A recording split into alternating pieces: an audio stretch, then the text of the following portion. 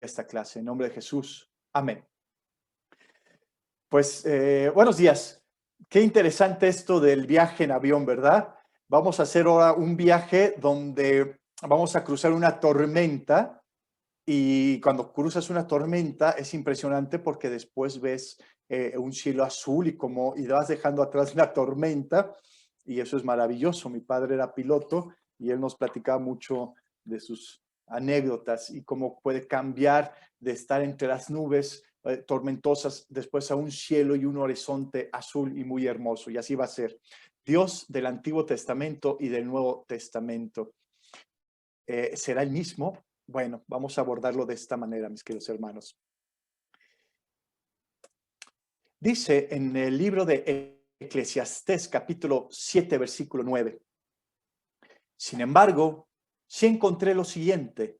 Dios creó al ser humano para que sea virtuoso, pero cada uno decidió seguir su propio camino descendente. Vaya que es impresionante el rumbo de la humanidad, hermanos. ¿No crees que algo está pasando en el mundo que va terriblemente mal y que a la vez todo el mundo se está dando cuenta de eso? No sé si eso te ha pasado. ¿Alguna vez has experimentado una profunda tristeza al grado de sentir náuseas? ¿O seré yo el único que he sentido esto en mi vida? Quiero preguntarte también algo y que en lo profundo seas muy honesto. ¿Alguna vez te has dejado invadir por la ansiedad, por la incertidumbre de un porvenir, de un futuro que se vislumbra un poco incierto, sobre todo en estos tiempos de cuarentena, como universitarios, se puede estar pasando situaciones así? ¿O has experimentado la ansiedad de pensar en la economía y en los retos laborales que se presentan en esta pandemia? ¿Te has sentido solo ahora que no puedes ver a tus amigos, que no puedes ver a tus compañeros, a tus familiares y de repente pues nos sentimos un poco solo? O bueno, pues resulta ser que por ahí del año 2019, hace 2 años, salió una película. Se exhibió una película llamada El Joker. Creo que algunos de aquí la han de haber visto, ¿no?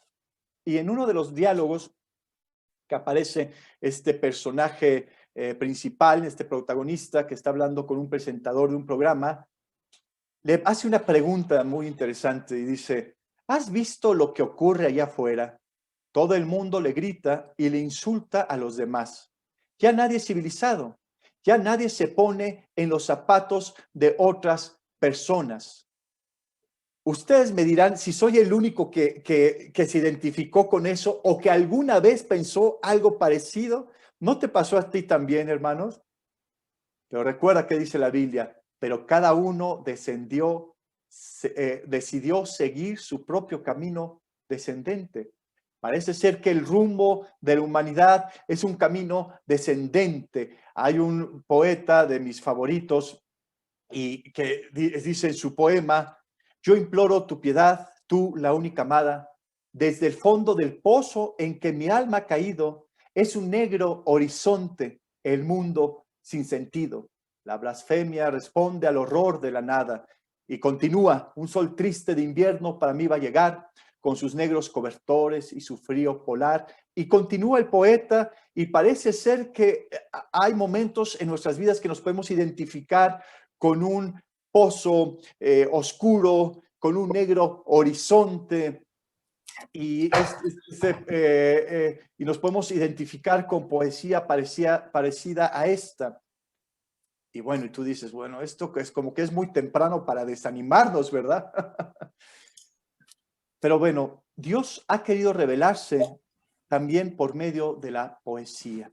Y Él, en su amor, en su misericordia, que se ha querido revelar en este libro divino llamado, de origen divino, llamado la Biblia, en el género poético.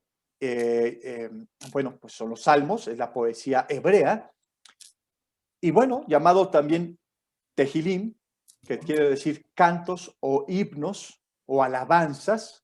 que es una hermosa manera literaria en que Dios ha querido revelar sus verdades a la humanidad. Bueno, déjame decirte algo. Si tú tienes una honda tristeza en tu corazón, si has experimentado eso, podrás identificarte con los salmos.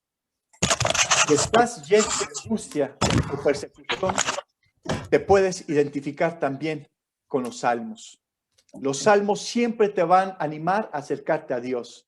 Los salmos es esa poesía inspirada por Dios que te anima en tiempos difíciles y que pone tu mirada en la obra preciosa de este Dios único y verdadero. Y quiero que me acompañes, por favor, con tu Biblia al Salmo 102, versículo 1 al 8, y vamos a ir a las Escrituras.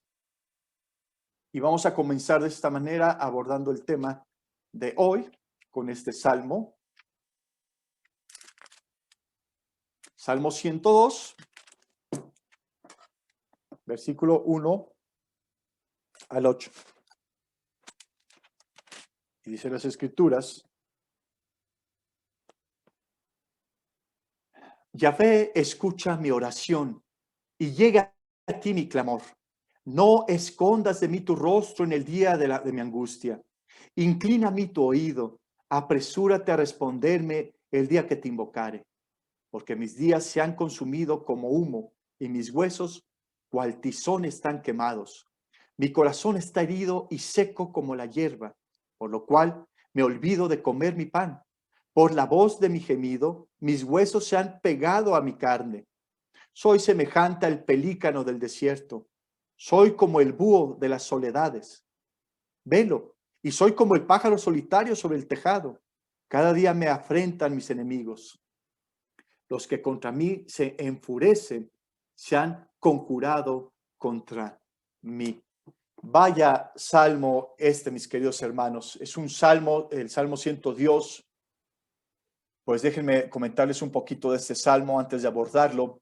El autor es anónimo, pero su título, este es uno de los salmos que sí tiene un título en el hebreo, es un título extraordinario, único, no muy común. El título es Oración del afligido que en su angustia derrama su llanto ante Yahvé.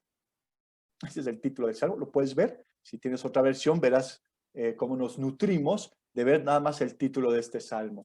El género literario de este salmo es el de las súplicas individuales y que van a responder de una grave crisis personal como nacional. No sé si hay alguna semejanza con la realidad. No sé si tú te has sentido en una crisis dentro de esta crisis que es nacional y que es mundial y que también se combina con una crisis personal. Bueno, pues vemos en este salmo el clamor de una aflicción profunda. Si vemos el versículo 1 y 2, entonces veremos lo que dice el salmista. Él ruega, él dice, escucha, llega a ti. Dice, no escondas, inclina tu oído, respóndeme. Es decir, ¿te has acercado a Dios con un sentido de urgencia alguna vez en tu vida? ¿Te has identificado con una aflicción tan profunda que te obliga a decir, Dios, es que tú necesito que me escuches, necesito de tu presencia, necesito que inclines tu oído? Aquí la angustia, normalmente en los salmos, se refiere a la inquietud o la tristeza de sentirse lejos de Dios. Es el alma tribulada por una amenaza o un peligro. Hermano, ¿tú has sentido, o amigo que nos estás visitando, te has sentido alguna vez con la angustia de no ser escuchado por Dios? ¿O te has sentido que Dios está lejos y entonces te empiezas a sentir como una angustia? Parece ser que el salmista sentía eso. Dice, el día que te invocare. Bueno, esto tiene la idea de acosar a una persona cuando te encuentras con ella. Tiene que ver con clamar, con gritar. Así es el sentir de este salmista con Dios. De hecho, este término del día que te invocare aparece por primera vez por ahí de Génesis 4. ¿Cuándo qué? Pues cuando Adán y Eva son expulsados del paraíso y pierden esa gran bendición y esa gran comunicación de estar con Dios. Y entra la maldición que es el pecado y que tiene un alcance universal. Y ellos expulsados, pues tienen dos hijos, Caín y Abel, y Caín asesina a su hermano Abel. Y entonces tú dices, ¿qué le está pasando a la humanidad? Y entonces Adán y Eva conciben otro hijo que se llama Seth, porque Dios ha sustituido al hijo muerto.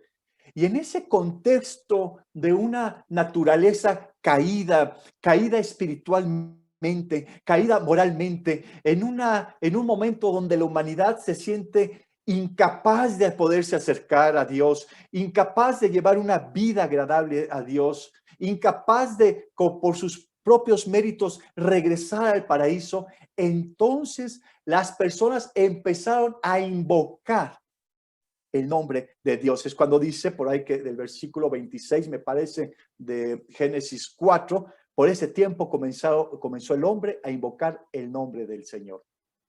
Entonces, aquel salmista utiliza ese mismo término que el hombre caído espiritualmente, moralmente, clama a Dios y acosa a Dios para que Dios lo escuche. Pero también vemos en este salmo lleno de intensidad, en el versículo 3, 4 y 5, que no se sentía muy bien este hombre, ¿verdad? Dice, mis días se han consumido. Es decir, esos días se están marchitando. Este hombre se está marchitando. Dice, mis huesos, ahí en el versículo, quemados, ¿verdad? Mis huesos se han pegado a mi carne, pero también dice en el versículo 3, y mis huesos, cual tizón, están quemados. Parece ser que este hombre estaba enfermo y se refiere a un cuerpo o los huesos también al vigor que se va derritiendo, es decir, ese vigor y sus huesos y por dentro él se va derritiendo, se va consumiendo y está ardiendo. Es utilizado este término cuando Job se sintió ese ardor en sus huesos, en Job 30:30. Te voy a preguntar algo, ¿alguna vez te has sentido así, enfermo, que por dentro se está marchitando uno, que por dentro uno se siente pues muy mal? Este salmista, la verdad es que se sentía enfermo y parecía que la muerte estaba cerca y él sentía eso. Hoy en día podemos sentir que la muerte anda cerca. Digo, los miles y miles que ya llegan a millones de muertos en el mundo por la pandemia. No sé si tú has sentido de repente también como que la muerte anda rondando. Pues el salmista continúa y vemos en ese clamor de aflicción profunda en los versículos 6 y 7. Bueno, regresando un poco al anterior, ¿verdad? Un corazón herido, mi corazón está herido. Vaya frase esta que usa el poeta, mi corazón está herido, refiriéndose al alma, refiriéndose a la voluntad, a una voluntad, a un ánimo que está herido. Y la palabra herido es como golpear, es un golpe fuerte, es ser derribado. ¿Te has sentido derribado en tu ánimo en estos días o alguna vez en tu vida, mi querido amigo, querido hermano? ¿Has sentido que tu voluntad está decayendo, que te sientes golpeado por dentro? Y continúa el salmista entonces en el versículo 6 y 8. Y vemos entonces a un hombre que no solo había sido golpeado por dentro, no solo estaba pasando esas situaciones de enfermedad, de tristeza, sino también de soledad. Se sentía solo. Dice, como el pelícano del desierto. Y esta figura literaria se refiere a una soledad profunda, una tristeza, una soledad. De hecho, continúa, ¿no? Como el pájaro solitario sobre el tejado, o como el búho de las soledades. Entonces, todas estas figuras literarias hablan de la soledad. No sé si tú te has sentido solo de repente con esta pandemia. No puedes ver a tus amigos, no puedes ir a la escuela, a muchos familiares, y de repente también las emociones. Y uno dice, bueno, y tampoco tengo un noviazgo, y ahora con pandemia me lo han complicado bastante, y entonces nos convertimos en el búho de las soledades. Nos sentimos solos y afligidos. Mira en el versículo 7, pero en la versión textual, cuarta edición, dice: estoy desvelado y me siento como pájaro sin pareja en el tejado. No sé si te identificas con eso alguna vez en tu vida, como dice la versión textual. A veces pasamos momentos donde nos sentimos solos, donde quisiéramos experimentar la relación de una pareja, pero la verdad es que estamos tan tristes, tan solos, que perdemos el hambre, pues, el apetito. ¿Has experimentado algo así en tu vida? Y continúa el salmista, si crees que terminó ahí el salmista, versículo 9, 10 y 11, por lo cual yo como ceniza a manera de pan, por lo cual yo como ceniza a manera de pan, y mi bebida mezclo con lágrimas, a causa de tu enojo y de tu ira, pues me alzaste y me has arrojado. Mis días son como sombra que se va y me he secado como la hierba. Parece ser que vemos un hombre que se siente rechazado por Dios, que se siente castigado por Dios. ¿Tú has sentido alguna vez algo así? Como rechazado por Dios, como castigado por Él. Continúa el salmista. Versículo 23 y 24 de este Salmo 102. Él debilitó mi fuerza en el camino, acortó mis días. Dije, Dios mío, no me cortes en la mitad de mis días. Por generación de generación son tus años. Parece ser que este hombre se sentía débil y que la muerte estaba cerca. De nuevo vemos ese tema.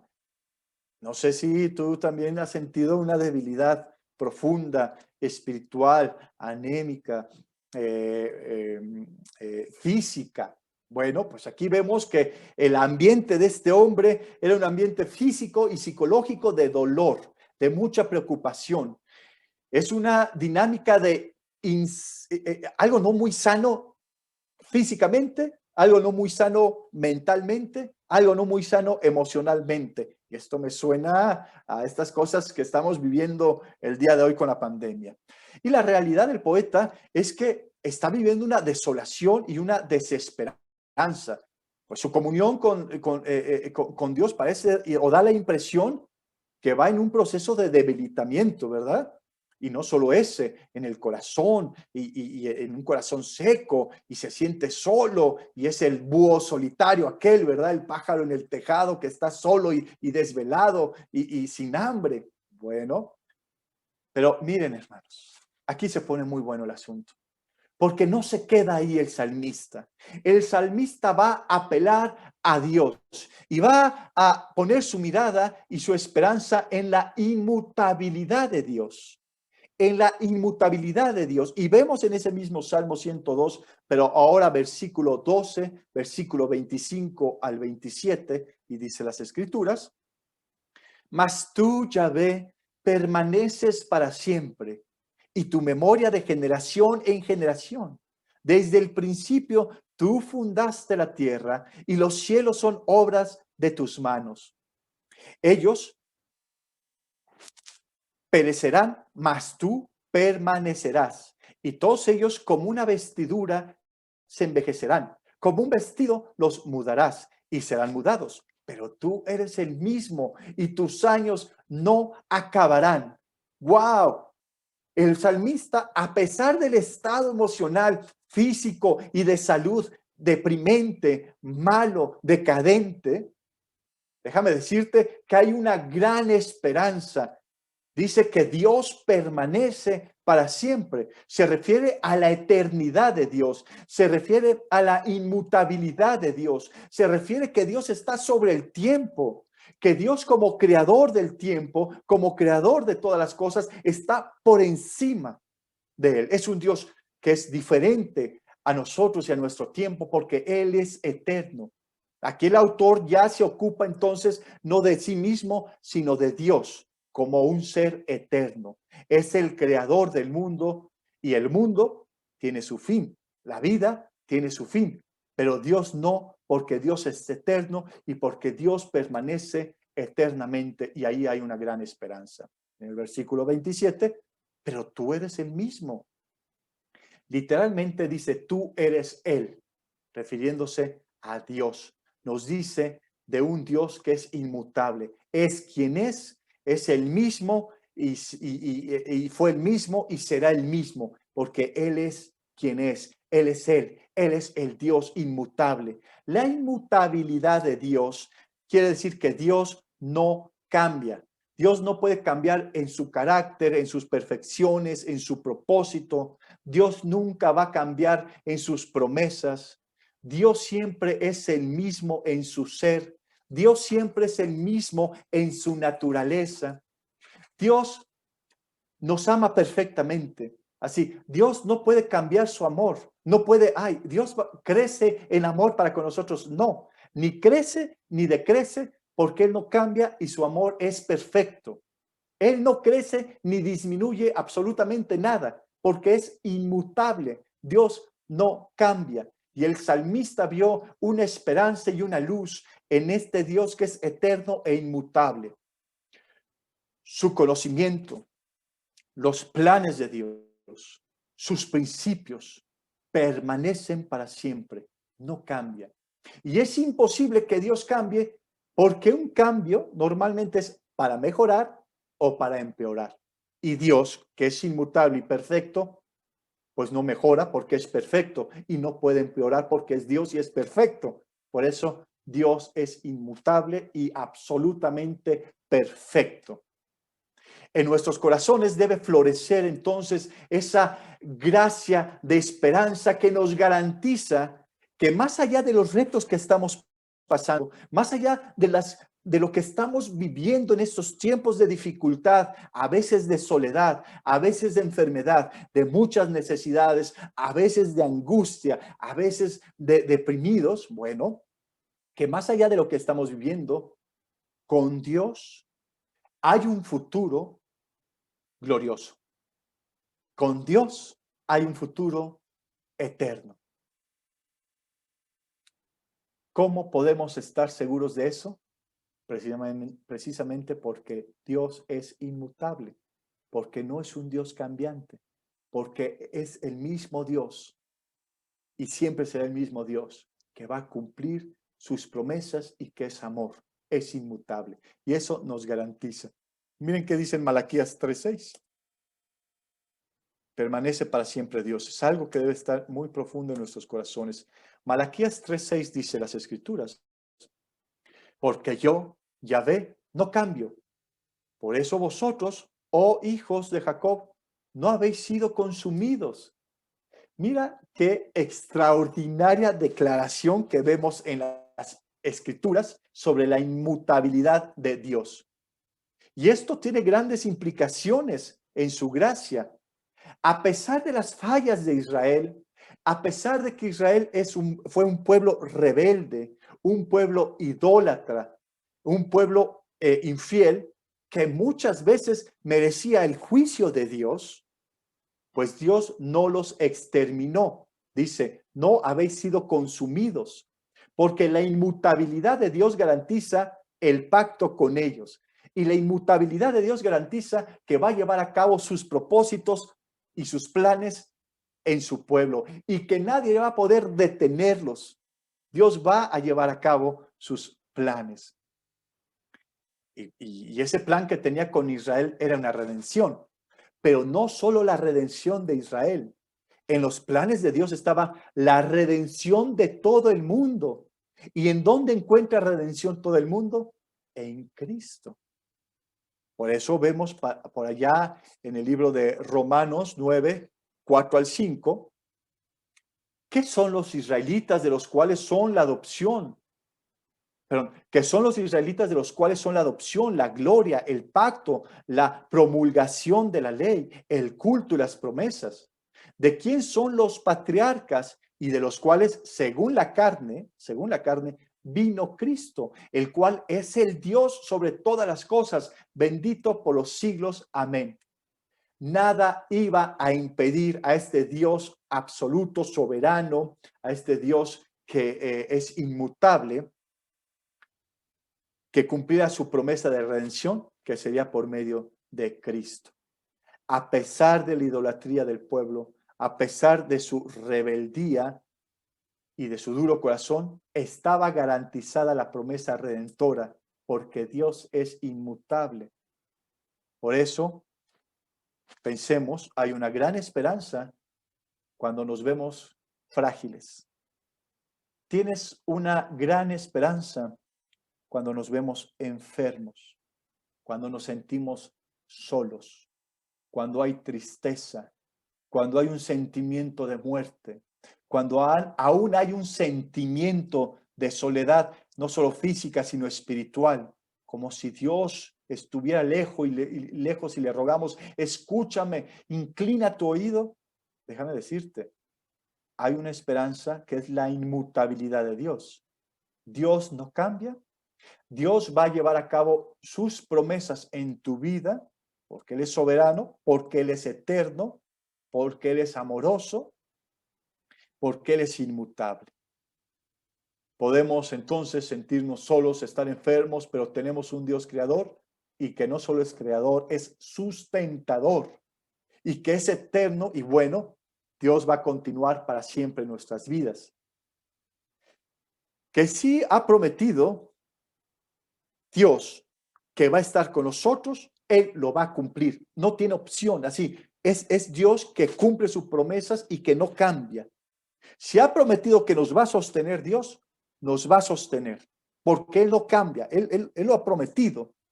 Si ha prometido que tenemos un hogar en el cielo, tenemos un hogar en el cielo y es inmutable, eso no va a cambiar, está garantizado por ese Dios eterno, soberano e inmutable. Entonces, pues nos surge aquí esta pregunta: ¿qué pasa con Dios en el Nuevo Testamento? ¿Qué pasa con Dios en el Nuevo Testamento? Porque ¿qué sucede con el Dios en el Nuevo Testamento? ¿Será que cambia? ¿Será que es diferente? Bueno, pues vamos al libro de Hebreos, al Nuevo Testamento. Y en el libro de Hebreos es un libro donde la audiencia son creyentes judíos, que están tentados por la persecución a regresar a los ritos del Antiguo Testamento. Porque resulta ser que si eras cristiano, pues estabas teniendo una severa persecución. Y decían, bueno, pues regresamos a los ritos del Antiguo Testamento, al final es el mismo Dios. Pero el autor de Hebreos los está llevando a entender que si rechazan a Cristo, están rechazando al mismo Dios único y verdadero que aparece en el Antiguo Testamento y que es el mismo.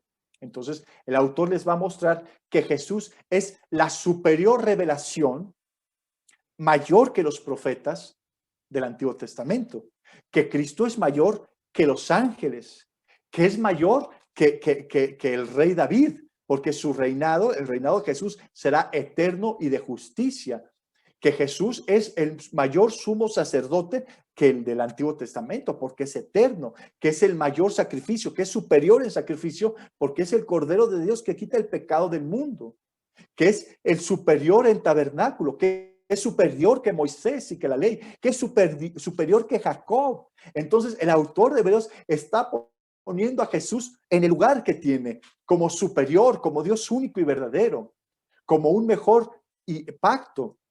Y en ese contexto vemos que aparece pues Hebreos 1, versículo 10 al 12, y dice las escrituras: y tú, oh Señor, en el principio fundaste la tierra y los cielos son obras de tus manos. Ellos permanecerán, mas tú permaneces, y todos ellos se envejecerán como una vestidura, y como un vestido los envolverás y serán mudados. Pero tú eres el mismo y tus años no acaban. Un momento, esto ya lo acabamos de leer. Esto es el Salmo 102.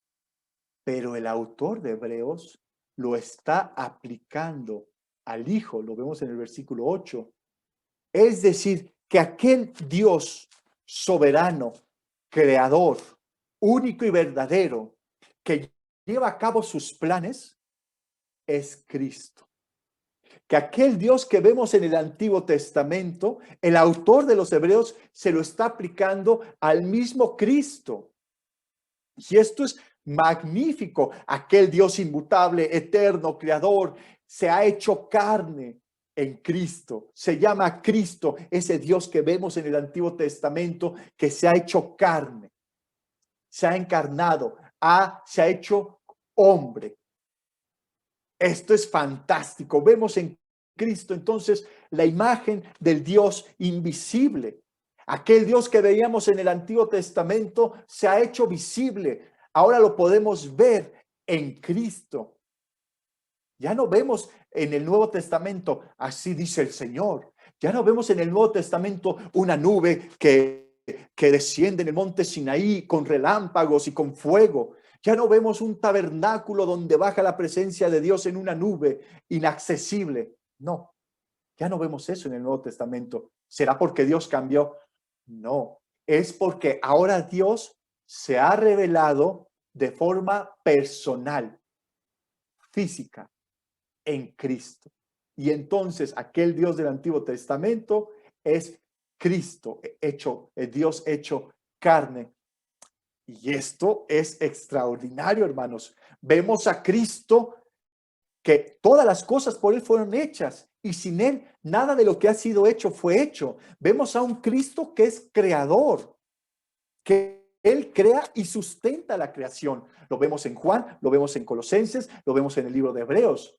Aquel Dios de Génesis creando por medio de su palabra, resulta ser que su palabra es Cristo y que ese discurso de Dios se ha hecho hombre y que ahora el Dios invisible se ha vuelto visible gracias a Cristo. ¿Cómo podría ser diferente el Dios del Antiguo Testamento cuando ese mismo Dios se ha hecho hombre en la persona de Cristo?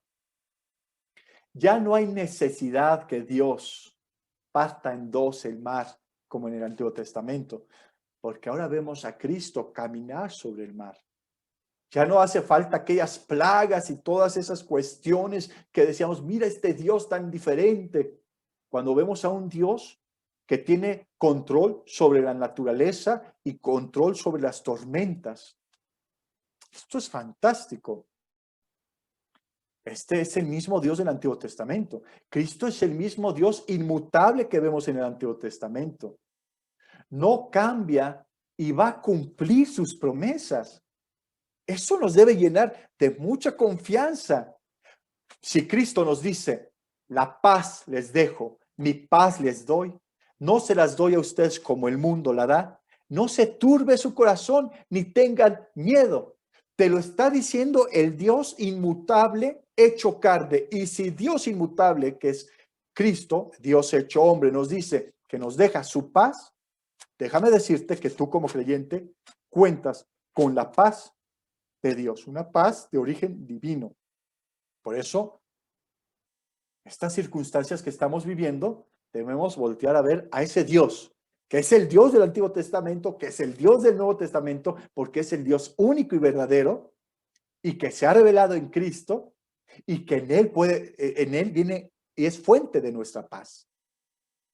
Si eres el búho solitario, el pájaro solitario en el desierto, que no come y no duerme, déjame decirte, voltea a ver a este Dios inmutable que te ha prometido su paz. Y si Cristo nos dice, les he dicho esto para que en mí tengan gozo, y que este gozo esté en ustedes y su gozo sea colmado, te lo está diciendo el Dios inmutable que cumple y que es soberano. Y entonces el creyente cuenta con el gozo inmutable que es divino, que tiene ese origen divino, que es el gozo de Cristo. Y que a pesar de las circunstancias de enfermedad, de incertidumbre que pueda estar pasando en nuestras vidas, tú cuentas como creyente con ese gozo inmutable que es de Dios. De ese Dios del Antiguo y del único Dios verdadero, lo veas en el Antiguo o en el Nuevo Testamento. Bueno, esa fortaleza que te ha prometido Dios, todas las bendiciones espirituales que están en los cielos que te promete Cristo, Cristo que te promete yo estaré con ustedes todos los días hasta el fin del mundo, pues es un Dios inmutable quien te lo promete. Entonces, aun si tú te sientes solo y sientes que Dios está lejano de ti, déjame decirte que eso no puede pasarle a un creyente, porque este Dios es inmutable y si ha dicho que te va a acompañar, te va a acompañar. Lo sientas o no lo sientas, es inmutable. Dios te va a acompañar. Y si Dios, entonces llegamos aquí a una conclusión, a una pregunta, hermanos. Si Dios es el mismo en el Antiguo Testamento y Dios es el mismo en el Nuevo Testamento, porque Dios es inmutable, ¿por qué algunos no lo perciben así? ¿Por qué hay algunos que perciben que son como dos dioses, como que el Dios del Antiguo Testamento cambió, es como más severo, como diferente, y en el Nuevo Testamento es puro amor? Bueno, lo que pasa es que son marcianos. Esa es la respuesta. Son marcianos. Bueno, ¿a qué me refiero con que son marcianos? No que vengan de Marte, no que sean extraterrestres. No me refiero a eso. Marción es una persona, es un hereje cristiano por ahí del siglo II, Marción, y fundó la secta marcionista. Él hablaba de dos dioses, un Dios del Antiguo Testamento como un Dios inferior en el Antiguo Testamento, un Dios que era caprichoso y vengativo y cruel y excesivamente severo, y entonces lo compara con otro Dios, un Dios verdadero que solo aparece en el Nuevo Testamento. Es un Dios bondadoso, de amor, es el Padre de nuestro Señor Jesucristo, y entonces él creía eso por ahí del siglo II después de Cristo. De hecho, la Biblia que usaba Marción era una Biblia que no contenía el Antiguo Testamento. De los evangelios, solo contenía el de Lucas. Y el de Lucas sin la infancia de Cristo. Así también mochó no solo los evangelios, mochó el mismo evangelio de Lucas y las cartas de Pablo. Era lo único que contenía su Biblia. Así, él hizo su propio canon. Mi canon, yo quito el Antiguo Testamento porque ese es un Dios que no quiero saber de él y como es judío no quiero saber nada de eso y yo solo pongo Lucas, que es griego, y Pablo, que nos da una cultura pues al parecer muy helenista y pues yo me siento muy cómodo con él. Y ese era el pensamiento de este hereje. Se había apartado de las enseñanzas del cristianismo, de los apóstoles, había dejado de creer en esas enseñanzas. Entonces, este hereje o esta herejía la vemos el día de hoy en algunos cristianos. Vemos la influencia de Marción, de este pensamiento, donde algunos cristianos tienen una visión de Dios diferente del Antiguo y del Nuevo Testamento. Y esto es debido, como le pasó a Marción, por mucho prejuicio e ignorancia. Realmente es la ignorancia de leer el Antiguo Testamento o de solo quedarnos fuera de contexto con algunos hechos de combates y de muertes donde no vemos a ese Dios que es santo, que es justo y que es misericordioso. Lo apartamos y somos prejuiciosos y eso nos hace ver cosas distorsionadas. Entonces, los prejuicios y la ignorancia hizo de este hombre, pues, la verdad, alejarse mucho de una visión bíblica de quién es Dios. Y lo peor es que esa influencia la vemos hoy en día en muchos creyentes, en muchas iglesias. Y lo que no entendemos, hermanos, es que el Antiguo Testamento nos está preparando para Cristo, que el Antiguo Testamento nos está señalando a Cristo, que el Antiguo Testamento nos está modelando en patrón, en tipo, en figuras a Cristo. Y que vemos que el personaje central del Antiguo Testamento es Cristo.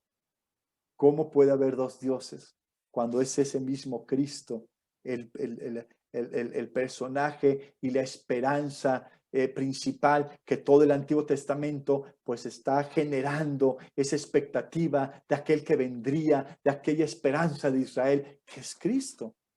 Cuando leemos de una forma distorsionada las Escrituras, pues sí parece que vemos a un Dios muy severo en el Antiguo Testamento y un Dios todo amor en el Nuevo Testamento. Pero espérate, vemos en el Antiguo Testamento a un Dios que se revela como un Dios que es lento en la ira y grande en misericordia. ¿Acaso no leemos eso en el Antiguo Testamento? ¿Acaso no vemos desde Génesis que dijo Dios, quien coma de ese fruto morirá? Adán y Eva comieron de ese fruto. ¿Y qué hizo Dios? Bajó a la tierra, los buscó, se acercó a ellos, los vistió con pieles para cubrir su vergüenza y les dio la oportunidad, fuera de esos privilegios que había de comunicación en el huerto, hacer una vida, sí, con las consecuencias del pecado, pero no murieron al instante, porque vemos a un Dios misericordioso, que es lento para la ira y grande en amor. Vemos desde Génesis la gracia y el amor de Dios, un Dios que crea todo perfecto y que crea todo para el hombre, para que el hombre lo disfrute de su creación, disfrute de una relación con Dios. ¿Acaso no vemos ahí en el Antiguo Testamento, en el Salmo 103, versículo 13, como el Padre se enternece con sus hijos, así se enternece Yahvé de los que le temen? Pues no vemos ese mismo Dios que es un Dios tierno, que es un Dios Padre, que se enternece con sus hijos. Así ha sido Dios con el pueblo de Israel en el Antiguo Testamento.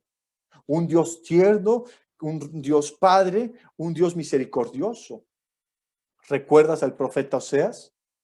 El profeta Oseas, pues nos narra a un Dios que es traicionado como es traicionado un esposo, en este caso su pueblo, y que tiene un corazón roto este Dios, y que este Dios está triste por esa relación quebrantada por la infidelidad de su pueblo. ¿Acaso esto no nos habla de un Dios amoroso, de un Dios que quiere una relación con el hombre, de un Dios que quiere restaurar esa relación y que sufre cuando el hombre la rompe? Ese es el Dios del Antiguo Testamento. Es el mismo que vemos en Cristo, hecho carne. Y entonces este Dios va a buscar restaurar la relación con ese pueblo infiel, con ese pueblo idólatra, que Dios no quiere que perezca ese pueblo. Dios no quiere que muera ese pueblo. Y entonces vemos en Oseas que Dios le dice al pueblo, vuelve al pacto, vuelve a mí, vuelve a tu esposo. Es un Dios de amor que no quiere que muera un pueblo a pesar de su infidelidad, de su idolatría, de ese, de esa pues inmoralidad. Un pueblo pues que tú dices, wow, Dios ha sido muy tolerante y muy paciente. Es un Dios amoroso. Ahora, en el Nuevo Testamento vemos que se habla más del infierno que en el Antiguo Testamento. ¿Y sabes quién habla un montón del infierno? Ese Dios hecho carne, porque es el mismo Dios que tenemos en el Antiguo Testamento, hecho carne en el Nuevo Testamento. No hay ninguna diferencia.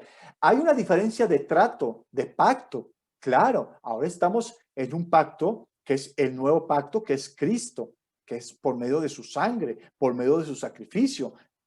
Bueno, sí estamos en un pacto diferente con el mismo Dios, porque Dios es un Dios de pactos. Vemos a un Dios que hace pacto con Noé, un Dios que hace pacto con Abraham, un Dios que hace pacto con Moisés, un Dios que hace pacto con David. Y vemos en Jeremías que Dios hace un nuevo pacto, y que este nuevo pacto, que es el trato de Dios con su creación, con su pueblo, es Jesús. Y lo vemos en el Nuevo Testamento. Es la continuación de unos pactos que nos estaban señalando un pacto mejor, que sería el de Cristo. Es el mismo Dios. Vemos un Dios de ira en el Antiguo Testamento, pero vemos en el Nuevo Testamento que Cristo, que el Hijo de Dios, recibe la ira de Dios porque Él cargó con nuestros pecados. Mira lo que le pasó a Jesús en la cruz. Mira la muestra de amor tan grande que vemos en la cruz. Pero la cruz fue diseñada desde antes de la creación para salvarnos. Es el mismo Dios. El plan de Cristo lo tenía Dios antes de crear el mundo y el tiempo y todo lo que vemos y conocemos. Él ya tenía el plan para salvar a los hombres por medio de Cristo. Porque este Dios inmutable, eterno, pues nos garantiza ese amor tan grande por medio de Cristo. Pero vemos en Cristo, en la cruz, no solo su amor, vemos su ira desatada, no en nosotros que merecíamos su ira, sino quien cargó nuestros pecados en su cuerpo sobre madero en la cruz para que nosotros fuéramos sanados, restaurados, reconciliados con Dios. Pero entonces, ¿quién? Porque Dios es justo, si es amoroso, pero es justo, ¿quién va a recibir la ira que nosotros merecemos? Este sacrificio perfecto, este Cordero de Dios que quita el pecado, su Hijo, Cristo encarnado, recibe la ira que nosotros merecíamos. Este es el mismo Dios, hermanos. Y ahora vemos, nada más concluimos con esta cita. Y pues de Spurgeon, es un predicador, y creo que ya me excedí del tiempo. Y bueno, pues si aquí hay alguien quiere leerlo en voz alta, si hay un valiente, una valiente, bueno, pues diga yo y léalo en voz alta. Y ahí está Cristian Ruiz. Si alguien le puede dar el audio a Cristian Ruiz, y concluimos con esta lectura que está aquí en la lámina. Descansando en la inmutabilidad de Dios. Recuerden que Dios es el mismo, independientemente de lo que se quite. Sus amigos pueden perder el afecto. Sus ministros pueden ser cambiados. Todo puede cambiar, excepto Dios. Sus hermanos pueden cambiar y clasificarlos como viles, pero Dios de todas maneras los va a amar. Su situación en la vida puede cambiar y pueden perder sus propiedades. Toda la vida de ustedes puede ser sacudida y se pueden volver débiles y enfermizos. Todas las cosas pueden abandonar, pero hay un lugar donde el cambio no puede poner su dedo. Hay un nombre sobre el cual no se puede escribir inmutabilidad. Hay un corazón que no sufre alteración. Ese corazón es el corazón de Dios. Ese nombre es amor. Querido Dios, muchas gracias por su amor y su bondad, por todo lo que tenemos contigo, Señor.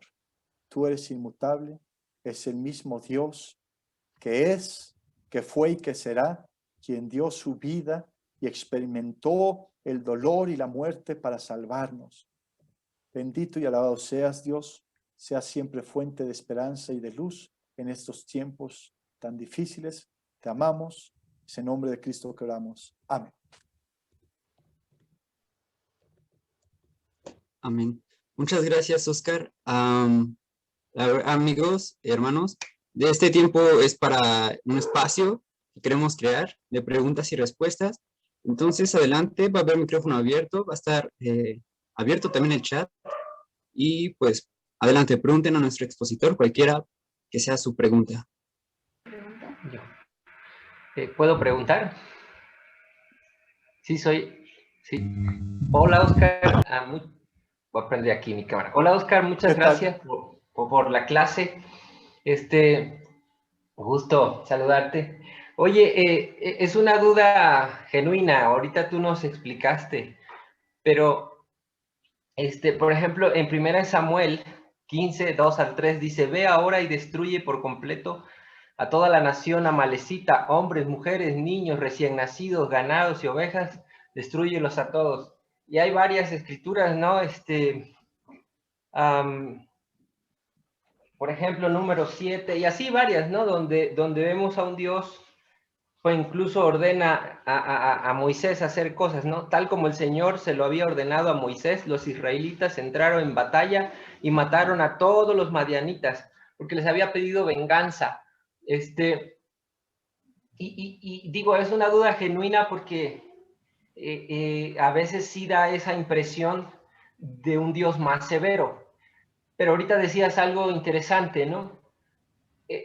La severidad no ha cambiado, solo que la percibo diferente porque Cristo la ha recibido, ¿no? Y eso me da así como de, ok, hace sentido, ¿no? Pero bueno, quería preguntarte que cuando ves así ciertas escrituras te impacta, ¿no? Pero ¿qué piensas? Creo que tienes mute. Ya. Sí, muchas gracias. Me da gusto verles. Saludos a la familia. Debemos entender el contexto que se escribe y el contexto cultural alrededor de esos tiempos. También debemos entender que Dios hizo un pacto con su pueblo donde los llevaría a una tierra donde la miel y donde la leche, pues ahí emanan y entonces, pues ninguna tierra sola va a emanar leche y miel. Alguien la debió haber trabajado.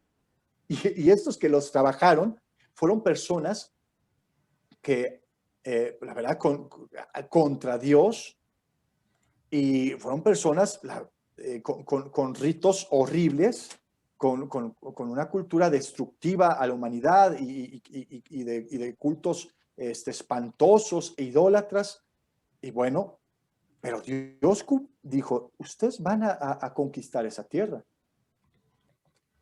Y aquí vemos aquella promesa que hace desde Génesis 3:15, la enemistad entre la simiente de la mujer, de aquel que vendría, que es Cristo, y la de la serpiente. Y lo vemos ilustrado en el Antiguo Testamento. Y entonces Dios les va a dar esa tierra para conquistar, para eliminarla, para que es una promesa de Dios y la va a cumplir. Pero debemos abordarla como ese Dios soberano que va a cumplir sus promesas en un contexto donde la guerra, el combate y las tierras es muy diferente a la de estos tiempos. Es un Dios, y es un Dios santo, recordemos eso. Es el Dios santo, único y verdadero. Entonces, el pecado, la paga del pecado, ¿cuál es? Lo dice Pablo en el Nuevo Testamento y lo vemos confirmado en todas las escrituras. El pago del pecado es la muerte. ¿No? Estos pueblos que escuchaban de aquel Dios de Israel, aquel Dios que los había liberado en el desierto, no tuvieron temor de Dios, no respetaron a su pueblo. El pago del pecado es la muerte. Es un principio que nos dejó Dios inmutable. Pero bueno, ¿dónde? Y esa justicia de Dios donde caían muertos y sufría los pecados. Bueno, como lo vimos, Cristo sufrió la ira de Dios. Por eso Cristo es nuestra propiciación. ¿Qué es la propiciación? Cristo, propiciación es cubrir. Bueno, nosotros somos estos pecadores. Este es Dios santo. Lo justo, lo lógico es paz, ya, bye. Humanidad desde Génesis 3 o desde Génesis 6 con el diluvio o desde Génesis 11 con la torre de Babel o desde así ya va y tanta rebeldía. No. ¿Qué hace? Dios tiene compasión y compasión, pero viene Cristo como propiciación, es decir, Cristo nos va a cubrir con su vida, con su muerte, con su resurrección. Y entonces la ira de Dios que nosotros merecemos cae sobre Cristo. Y toda esa ira y ese celo que vemos en el Antiguo Testamento, lo vemos en el Nuevo Testamento, pero lo está recibiendo Cristo como propiciación nuestra para darnos una vida diferente. Entonces, pues es el mismo Dios. Gracias por tu pregunta. Gracias por la pregunta. Josué Languren fue el primero que levantó la mano, entonces, adelante.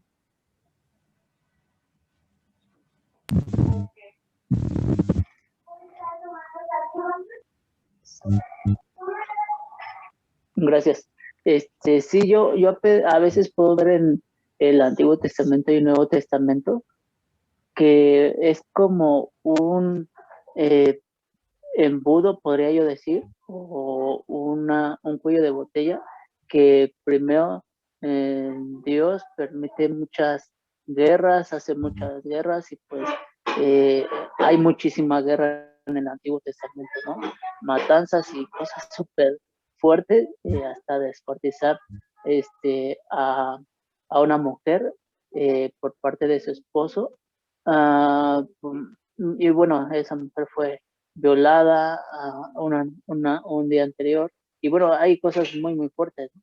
Entonces, no sé, a veces podría yo creer que Dios permitió esas guerras en lo que se iba formando algo más civilizado, podría yo decir, porque en el Antiguo Testamento era como eh, la, la supervivencia del más fuerte, ¿no? A través de las conquistas, a través de la guerra, y en el Nuevo Testamento ya Cristo habla sobre si te pegan en una mejilla, da la otra, pero en el Antiguo Testamento pues no era así, ¿no? Era así como, vaya, ve tú, conquista, pelea, mata, y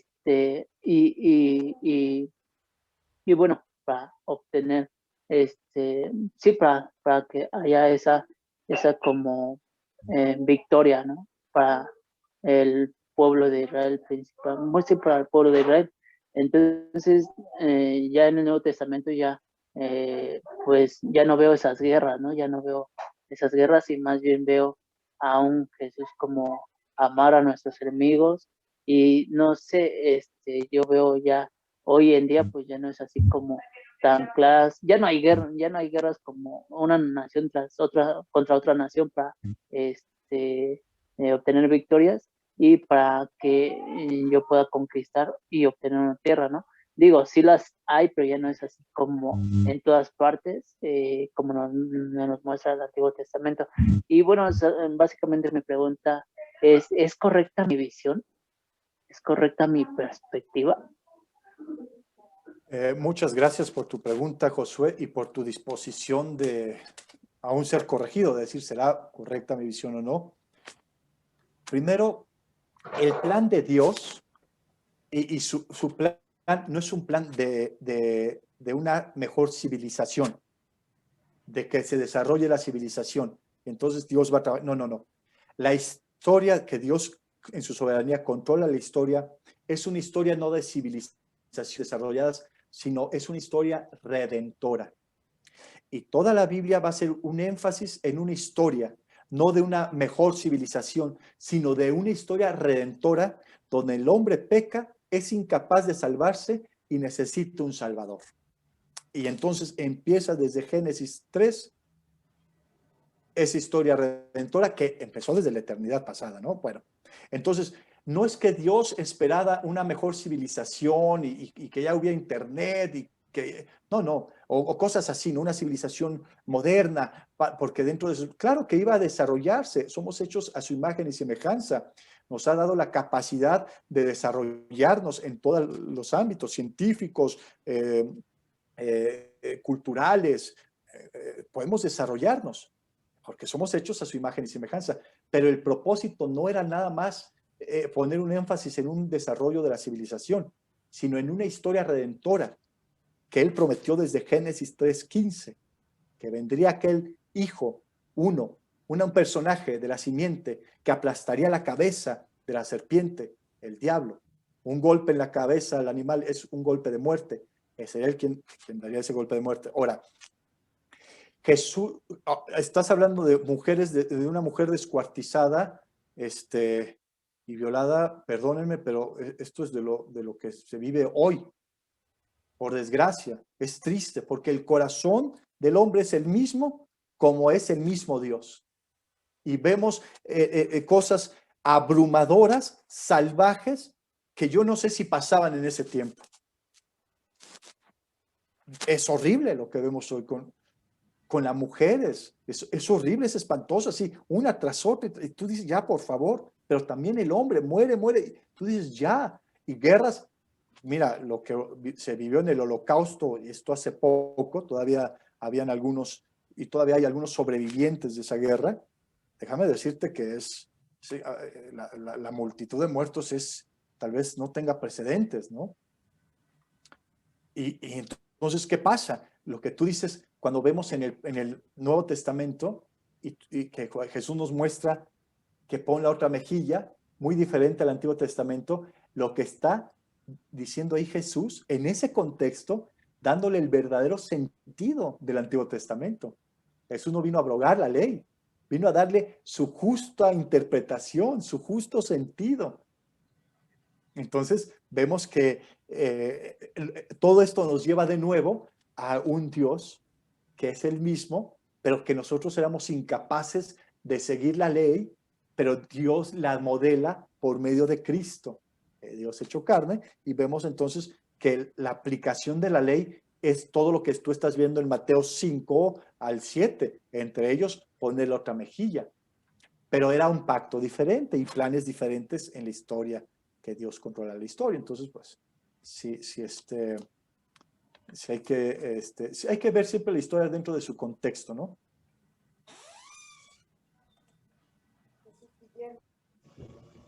Gracias, Josué, por preguntar. El siguiente es, que levantó la mano, fue Memo, Guillermo. Gracias, John. Hola, Oscar. Gracias por lo que nos compartes. Yo tengo solamente una duda. Hace tiempo estaba platicando con un hermano. Y pues veía, ¿no? Que también hay como otras promesas también, o no sé si le pueden llamar promesas, pero son como también cosas fuertes que Dios dice, ¿no? O sea, por ejemplo, no todo aquel que me dice Señor, Señor, o aquel que no perdona no será perdonado, o no piensen, advertencias al que peca deliberadamente, ¿no? En Hebreos 10, en Hebreos 6, Hebreos 4. Entonces, mi pregunta es como, bueno, ahorita tú nos hacías como el énfasis a descansar precisamente las promesas inmutables de Dios, ¿no? ¿Qué tanto nosotros debemos ser motivados al cambio o al arrepentimiento a través de un temor? ¿Y qué tanto debemos de ser motivados a un cambio o a un arrepentimiento a través, pues, del amor, ¿no? No sé si necesariamente temor a la condenación, ¿no? Porque obviamente Cristo pagó por nosotros, pero a veces siento que sí hay situaciones en las cuales pues uno debe de examinarse, ¿no? Como bien dice la Escritura, para ver si realmente está en Cristo, ¿no? Entonces, como que por ahí va mi pregunta, ¿no? O sea, a lo mejor no la supe plantear bien, pero más que nada es como cómo debemos de avanzar en nuestra vida cristiana, ¿no? Ok. Muchas gracias, Guillermo. Me da gusto saludarte. Entonces, si vemos qué libro del Nuevo Testamento nos habla de casi la mayoría de las doctrinas de salvación, redención, justificación, propiciación, reconciliación, redención, santificación. ¿Qué libro del Nuevo Testamento, para que alguien pueda responder, o seas tú, Guillermo, en el Nuevo Testamento aparece toda esa gama de doctrinas salvíficas? Pues me recuerda ahorita a Romanos, Ok. los que predestinó, llamó, glorificó y Exactamente. salvó. Ok.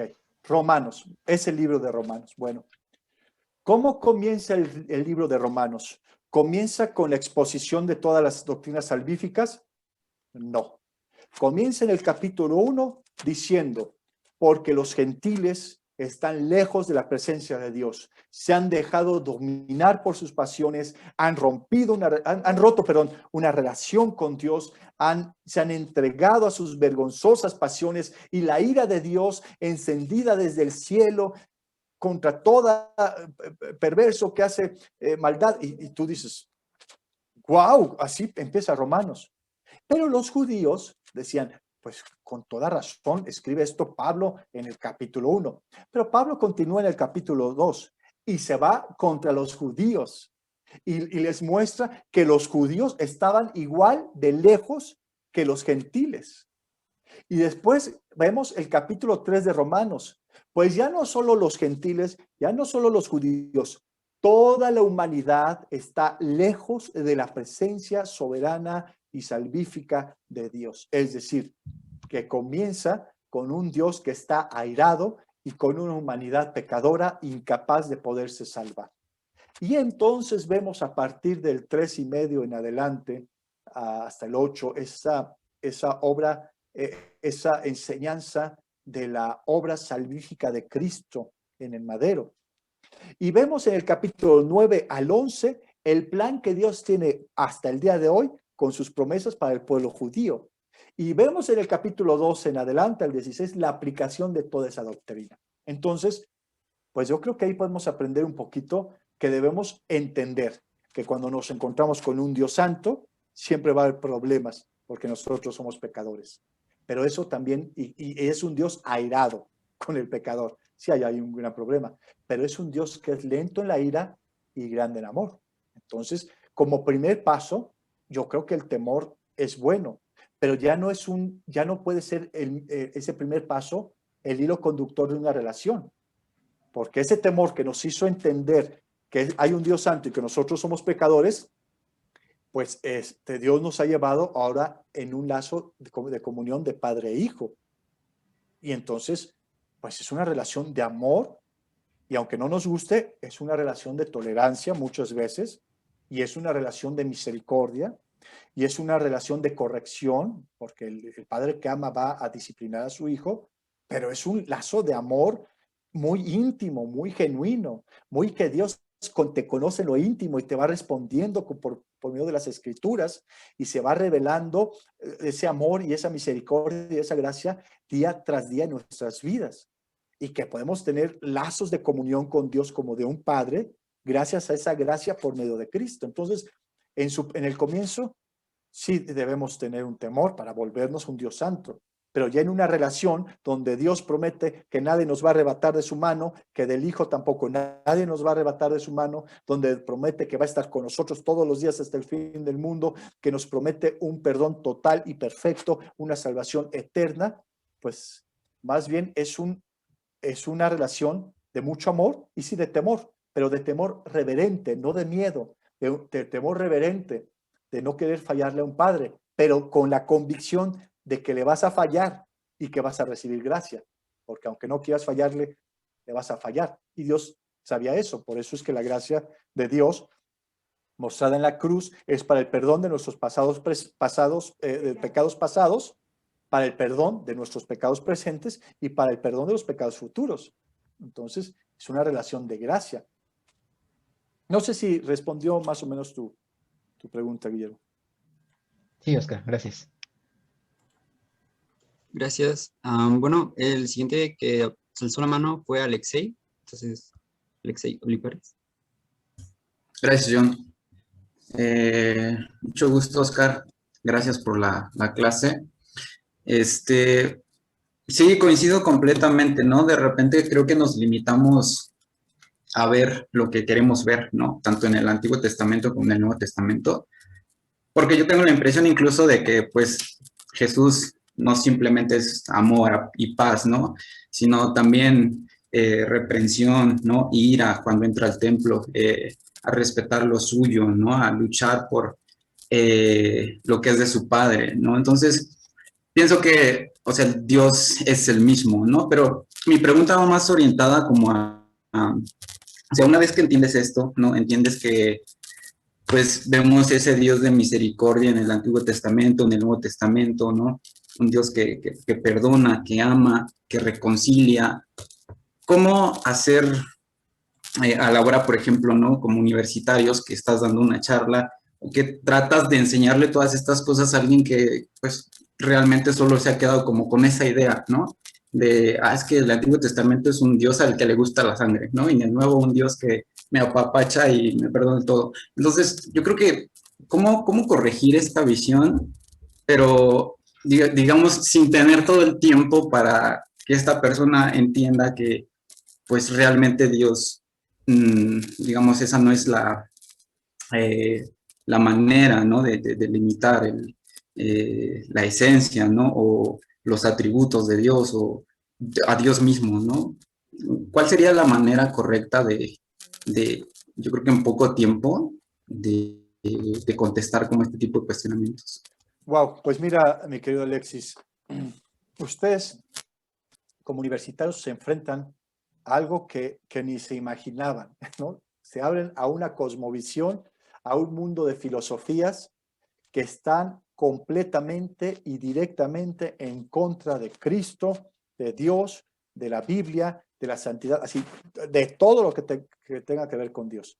Y eso sumado con una sociedad que usa los medios y con gobiernos que usan los medios que están en contra de Dios. Y se le añaden más cosas que tú dices, bueno, todo el mundo está en contra, parece ser. Y entonces, ¿yo cómo voy a ayudar a este pensamiento errado que tienen de Dios? Primero, los universitarios deben entender que por más dinámicas que usen para que sean atractivas, deben contener teología pura, seria, bíblica. Deben ser estudiantes de Dios con convicciones que puedan abordar el pensamiento anticristiano, antibíblico, ateísta, con grandes pensadores que están hundidos en la oscuridad, con un ejemplo de vida y con una doctrina correcta, como lo hacía los escritores del Nuevo Testamento, ¿no? Siervos de Dios, discípulos de Dios con vidas santas, predicando teología a un mundo perdido, no haciéndose menos, no haciéndose tímidos, sino conscientes de que tienen una verdad que está por encima, de un Dios que está por encima de toda potestad, reinado, dominio. Entonces, necesita esta generación ver a hombres y mujeres universitarios que viven lo que creen, que no se hacen como el mundo, sino que tienen un temor y reverencia a un Dios del cual desconocemos y no creemos, y que nos van a explicar más del carácter de Dios, y nos van a explicar más de su santidad, y nos van a explicar más que este Dios santo y verdadero y único se hizo hombre, y que se hizo hombre para salvarnos, y que eso va a llevarnos pues a definirnos, ¿verdad? Como qué postura tomar. Como dice Pablo en Corintios, yo me he decidido no saber otra cosa más que Cristo y Cristo en la cruz, crucificado. Porque los griegos quieren conocimiento y sabiduría, pero Dios considera esa sabiduría la considera como nada. Y los judíos quieren señales. Bueno, pues la señal va a ser la cruz para ambos casos. Entonces, Cristo, que la gente que conozca más de Cristo, del carácter de Dios, tienen que ser estudiosos de la Biblia. No pueden llegar con los principios básicos a la universidad y pensar que ya son principios mágicos. No. Tienen que ir con estudios que hablen más del carácter de Dios que ustedes están viviendo y transmitirlos. Y esto pues tienen todas las herramientas, la palabra de Dios. Entonces, sí, es un mundo que ataca, debemos ser ofensivos nosotros también, hermanos, ¿no?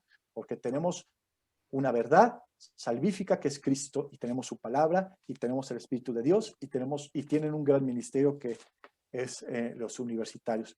Que Dios levante grandes defensores de la fe con ustedes, hermanos, que Dios levante maestros de la Biblia, escritores, teólogos de los universitarios, ¿no? Que se vayan perfilando por ahí, pero sería así, en la experimentación del carácter de Dios y en la transmisión de ese carácter de Dios en una enseñanza a los universitarios, ¿no?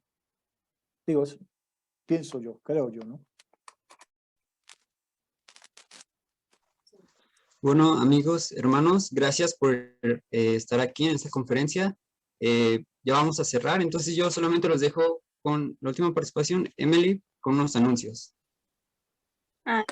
Bueno, muchas gracias. Le damos muchas gracias a Oscar Figueroa por la increíble clase, y por último les queremos hacer mención de que no se les olvide la dinámica de la foto del recuerdo, que consiste en subir una historia a Insta